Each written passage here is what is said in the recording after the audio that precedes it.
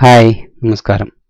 ഇന്നത്തെ വീഡിയോയിൽ നമുക്ക് GCC മെഡിക്കലിന്, അതായത് ഗൾഫ് കൺട്രികളിലേക്ക് പോകുന്നതിന് മെഡിക്കൽ എടുക്കുന്നതിന് ഏതൊക്കെ മെഡിക്കൽ സെൻറ്റേഴ്സാണ് നമ്മുടെ നാട്ടിൽ അവൈലബിൾ ആയിട്ടുള്ളത് എന്ന് നോക്കാം.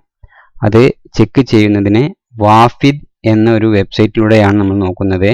ഇത് മെഡിക്കൽ ടെക്സ്റ്റ് എടുക്കുന്നതിനും ഈ വെബ്സൈറ്റിലൂടെ തന്നെയാണ് അപ്ലൈ ചെയ്യേണ്ടത്. അതിൻ്റെ ഒരു വീഡിയോ ഞാൻ മുന്നേ ചെയ്തിട്ടുണ്ട്. അത് ആവശ്യമുള്ളവർക്ക് ഇതിൻ്റെ ലിങ്ക് ഞാൻ ഡിസ്ക്രിപ്ഷനിൽ കൊടുക്കാം. ഓക്കെ, ഞാൻ ഇവിടെ വാഫിദ് എന്ന് അടിച്ച് ടൈപ്പ് ചെയ്യുന്നു. ഇപ്പോൾ ഇതുപോലെ ഓപ്പൺ ആയി വരും. അതിൽ നിങ്ങൾക്ക് ഇവിടെ കാണാൻ പറ്റും മെഡിക്കൽ സെൻറ്റേഴ്സ് ലിസ്റ്റ് എന്നത്. ഞാൻ ഇത് ക്ലിക്ക് ചെയ്യുന്നു. ഇനി അതല്ല, ഇതിൻ്റെ ഹോം പേജിൽ വന്നാൽ ഇവിടെയും വന്ന് നിങ്ങൾക്ക് അത് എടുക്കാൻ പറ്റും, മെഡിക്കൽ സെൻറ്റേഴ്സ് എന്നത്. ഞാൻ ഇവിടെ ക്ലിക്ക് ചെയ്യുന്നു, മെഡിക്കൽ സെൻറ്റേഴ്സ് ലിസ്റ്റ്.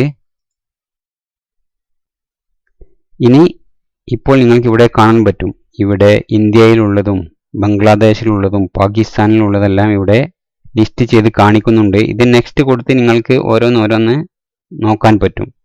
അതിനേക്കാൾ എളുപ്പത്തിൽ നിങ്ങൾക്ക് നമ്മുടെ നാട്ടിൽ ഉള്ളത് ഇവിടെ ഫിൽട്ടർ ചെയ്ത് നോക്കാൻ പറ്റും. ഓക്കെ, ഞാൻ ഇവിടെ ഫസ്റ്റ് അത് നോക്കുന്നതിന് വേണ്ടി ഇവിടെ കൺട്രി കൊടുക്കുന്നു, ഇന്ത്യ. അതിനുശേഷം നിങ്ങളുടെ സിറ്റി, ഞാനിവിടെ കാലിക്കറ്റ് ആണെങ്കിൽ കാലിക്കറ്റ്, ഡൽഹി, നിങ്ങൾക്ക് ഏതാണോ ആവശ്യം ഞാനിവിടെ കാലിക്കറ്റ് കൊടുക്കുന്നു. അതിനുശേഷം ഇവിടെ സെർച്ച് ചെയ്യുന്നു.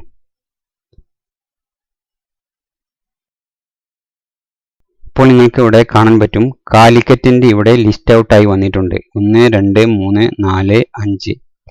കാലിക്കറ്റ് സിറ്റിയിൽ 5 മെഡിക്കൽ സെൻറ്റേഴ്സ് ഉണ്ട്. നമ്മൾ അപ്ലൈ ചെയ്യുമ്പോൾ ഇതിൽ ഏതെങ്കിലും ഒന്നായിരിക്കും നമുക്ക് അപ്രൂവ് ആവുക.